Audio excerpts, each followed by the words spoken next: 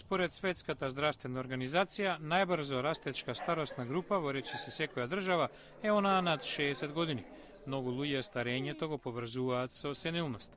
Некои испитувања покажаа дека одржувањето на мозокот и телото во активна форма може да помогне да се одложи појавата на сенилност.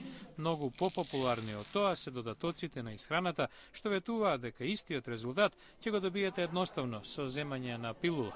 Алтернативната медицина препорачува екстракт на гинко билоба за одржување, па дури и подобрување на меморијата меѓу постарите лица.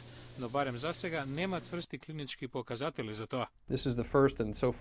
Ова е прво и за сега единствено истражување што конкретно се фокусира на можноста на гинко билоба да спречи намалување на меморијата. 8 години истражувачите од 6 универзитети во САД вршеле испитување на над 3000 возрастни лица меѓу 72 и 96 години со нормално ментално функционирање или пак со благи когнитивни пречки.